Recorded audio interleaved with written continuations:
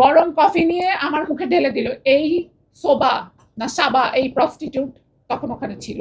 PS বলল যে sir এখন কিন্তু মারা যাবে, মারা গেলে কিন্তু আমরা ফেসে যাব স্যার, তুই মদ খাইলে তোরে ছাইড়া দিব। আমি বললাম আমি তো মদ খেতে পারি না, আমি মদ কি আমি একটা সিগারেটের স্মেল নিতে পারি না, আপনি তো একটা মেয়ে আমাকে হেল্প করেন। সে আমাকে বললো কি কফিটা খান।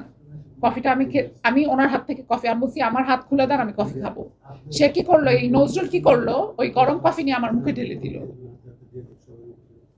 গরম কফি নিয়ে আমার মুখে ঢেলে দিল। এই সোবা না সাবা এই প্রস্টিটিউট তখন ওখানে ছিল, যাকে সে ইউজ করে রেগুলার। আমার কাছে ভিডিও আছে, আমি তার অফিস থেকেই ভিডিও পেয়েছি। এরপরে যখন আমি আর অক্সিজেন, যখন সে বুঝলো তখন তার মেয়েটা তাকে বললো, ওই যে ওই পিএস বললো যে স্যার এখন কিন্তু মারা যাবে, মারা গেলে কিন্তু আমরা ফেসে যাব স্যার, দেশের অবস্থা ভালো না, আপনি কিছু একটা করেন, মেরে গেলে কিন্তু ফেসে যাব স্যার, আপনি একটু ঠান্ডা হন, ও মরে গেলে কিন্তু আমরা ফেসে যাব, দেশের অবস্থা খারাপ। তখন সে বলল তোর কাছে একটা অপশন আছে, তুই মদ খাইলে তোরে ছাইড়া দিব। আমি বললাম আমি তো মদ খেতে পারি না, আমি মদ কি আমি একটা সিগারেটের স্মেল নিতে পারি না। আমার অনেক ভাই ব্রাদার আছে এখানে, আমি নাম বলবো না, তারা জানে আমি স্মেল নিতে পারি না সিগারেটের। বলে তুই মদ খেলে তোরে ছাইড়া দিব। আমি বলছি যে আমি মদ খাইতে পারি না। পরে সে আবার ওই লাঠি হাতে নিছে, খাবি না খাবি না, সে আবার ওই লাঠি হাতে নিছে, খাবি না খাবি না। এরপরে আমি বললাম ঠিক আছে আমাকে একটা দেন, একটা। ওই মেয়েটা তখন সে মেয়েটাকে কানে কানে বললো পরে কিছু একটা মিক্স করে দাও, শুধু মিক্স করে দাও। আমি শুনলাম সে মেয়েটা এখান থেকে নিচের থেকে ড্রিঙ্কটা ঢাললো, ঢেলে একটা সাদা কি যেন সাদা গুঁড়ার মতো একটা মিক্স করে দিল। মিক্স করে দিয়ে আমাকে বললো 2 সিপে খাইতে হবে, আর 2 সিপে যদি খাইতে না পারোস তোর মাথার সব চুল কেটে দিব। তারপরে সে কেচি নিয়ে আসলো, কেচি নিয়ে এসে বললো ওই সোবাকে বললো ওর মুখটা ধর, ওর মুখ কাইটা দিব। আমি বললাম আমি খাচ্ছি, আমি 2 সিপে কি আমি 1 সিপে খেয়ে ফেলছি, পুরোটা 1 সিপে খেয়ে ফেলছি আমি। খেয়ে ফেলার পরে সে বললো এখন ইমনের ডাক। ইমন আসছে পাশের রুম থেকে, পাশের রুম থেকে ইমন এসে আমাকে দেখে হাউমাউ করে কান্না শুরু করে দিছে। এরপরে বললো ইমনকে বললো, আমি বললো যে ওকে নিয়ে একটু বাইরে যা, ওরে নিয়ে একটু বাইরে যা, আমি একটু রেস্ট নিব। ওই নজরুল বললো। ইমন আমাকে নিয়ে বের হয়ে, আমার স্যান্ডেলটাও এখন ওখানে রাখা, ইমন আমাকে নিয়ে বের হয়ে জাস্ট আমার হাত ধরে, ওখানে একটা বারান্দা আছে, ইমন আমাকে বললো আপু বারান্দা থেকে লাফ দাও।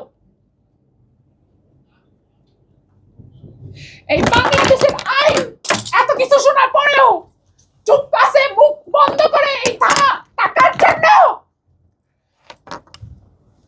ইমন আমাকে বললো আপু এই বারান্দা থেকে তুমি নিচে লাফ দাও। ভাই আমি কচুরি পানার মধ্যে লাফ দিছি, ওই পাশে একটা কচুরি পানার মতো আছে, কচুরি, শুধু আমার ফোনটা আমি এভাবে করে ধরে রাখছি যাতে আমি ফোনটা না ডুবে যায়। কচুরি পানার মধ্যে লাফ দিয়ে ওই দিক থেকে ঘুরে ঘুরে যে একতলা থেকে, ওনার অফিসটা একতলায়, একতলা থেকে আমি কচুরি পানায় লাফ দিছি। লাফ দেওয়ার পরে ওই পানি থেকে আমি উঠে দেন একটা রিক্সা দেখি যে একটা রিক্সা যাচ্ছে, আমি বলছি ভাই আপনাকে আমি 1000 টাকা দিব, আমাকে শুধু বসুন্ধরা পর্যন্ত নিয়ে চলেন।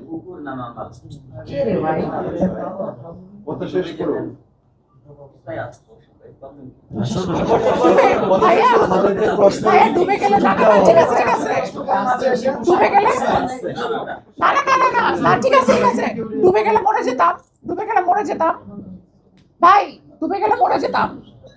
আমরা আপনাকে হারাতে চাই না,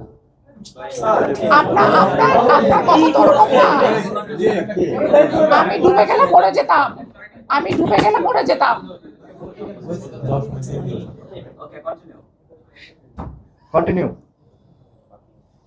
পরে তারপরে আমি ওখানে লাফ দিলাম, লাফ দেওয়ার পরে আমি উঠে একটা রিক্সা পাইছি, আমি ওই রিক্সাওয়ালাকে বললাম ভাই আমি 1000 টাকা দিব, আমাকে বসুন্ধরা গেট পর্যন্ত নিয়ে যান। বসুন্ধরা গেটে আমাকে নিয়ে গেছে, আমার ভাই তো বসুন্ধরা থাকে, আমার ভাইকে আমি ফোন করছি যে আমাকে সেখান থেকে নিয়ে যাও।